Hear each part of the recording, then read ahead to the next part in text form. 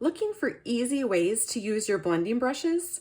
Hi, I'm Jessica Taylor from Ink It Up with Jessica, and while I am not an expert at using blending brushes, in this video I'm going to show you a few easy ways you can use them to make a fall card.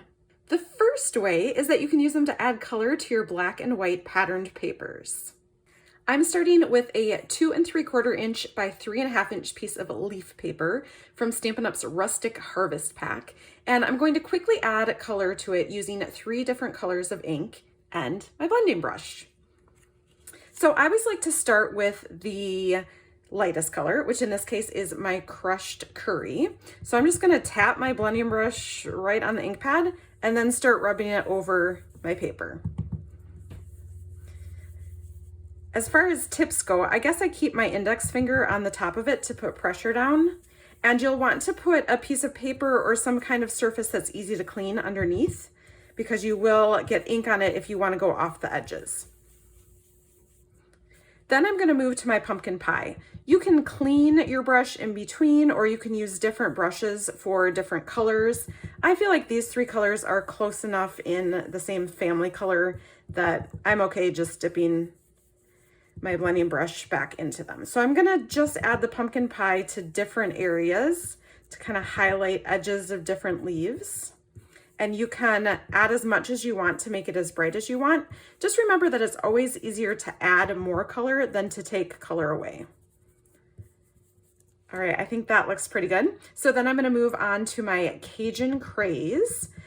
This one is a little bit darker, so I wanna make sure that I'm not overpowering my other colors. So I might kind of tip my brush a little more so that I'm not, oh, see, like that was a lot. That was a lot of color right there. I really just recommend that you play with these to kind of get a feel for how heavy-handed you want to be or don't want to be, as the case may be. Don't overthink it though, especially when you're doing all over patterns like this. I think that looks like some really nice fall leaves. Now, what I might do is rub my blending brush just on my scratch paper to get more of that really dark color off. And so I just want to go back to my crushed curry so that I can make just a few of the areas brighter, because this crushed curry is a really bright color. So I want to just add some more of that to brighten it up in a few spots. And there, I love how that looks. The second way that you can use them is to add extra color to your background. So for this card, I've embossed a piece of crushed curry cardstock that is 4 inches by 5.25 inches with the time-worn type 3D embossing folder. So I'm just gonna add some crushed curry with my blending brush over top of the embossing, and you'll see it just makes the embossed raised part stand out more. Now I could do this over my entire piece if I wanted to. I'm just gonna kind of do it in some areas to highlight them. So I'm kind of flowing across my card this time to add, but there might just be certain parts of your embossed piece or your background that you wanna highlight. And I think that looks pretty good. Okay, now let's quickly put this card together. I am going to start by taping 2 pieces of pattern paper to the card front. So these are both 2 3/4 inches by 3.5 inches, and you can see that they come from the same piece of patterned paper. These patterns are back to back. So I'm just adding some Stampin' Seal onto the back. I like to use the silicone mat underneath so that if I get tape off the edges, it doesn't get on my surface and make a mess. It just easily rubs off of the silicone mat. Okay, so then I'm gonna put my background on here. Now, you can tell this looks a lot darker than what I did on my first card. A couple things. It just depends on how heavy you put your ink on, what look you want with your blending brushes, but also it is going to fade just a little bit as it dries. So I'm gonna go ahead and overlap those pieces and tape them down right like that. Then I'm gonna take some linen thread and just wrap it around here a couple times. Actually 3 times to be exact. And I am not usually one to tie bows on my cards because I'm not very good at it. It's a little bit futzy for me. But on this one, I just really liked how it looked on the edge of my card.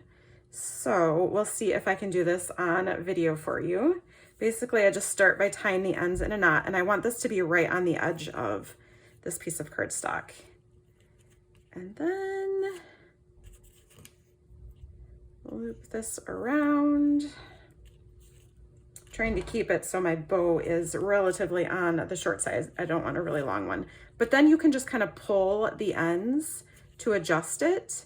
And then I always pull it so that they're smaller than I want, so that then when you pull it, it'll pull it tighter. So kind of play with that where we want it. I think that looks really good. I might put it down just a little bit more. And then I'll flip this over and put some adhesive on the back of it. I prefer, this is Stampin' Steel, but I prefer a double-sided tape over a glue just because I always make a mess with the glue. But if you like glue, I say whatever kind of adhesive works best for you is the kind to use. So I'm going to tape this on a crushed curry card base. I've cut this one so that it is 4 1/4 inches by 11 inches, and then I scored it at 5 1/2 inches. So the card will open up. So I'll just put that on the front like so. Then for a greeting, I'm just going to stamp Thinking of You in the Cajun Craze ink on very vanilla cardstock. And punch that out with the Label Me Fancy punch. So I'll just turn my punch upside down so that I can center my greeting right in the middle and punch it. Then we'll add some dimensionals on here. Just like that, this pops it up, especially because I'm putting this over some linen thread that's a little bit bulkier. So I will just put that right up next to my bow. And there you go. Now, don't forget to decorate the inside of your card. I like to cut my inserts to 4 inches by 5 1/4 inches, and I have another video where I show you how to do that quickly. And also an envelope to match while you have all of your supplies out. If you like this video, please give it a thumbs up and be sure to subscribe for more card making videos. Thanks for watching.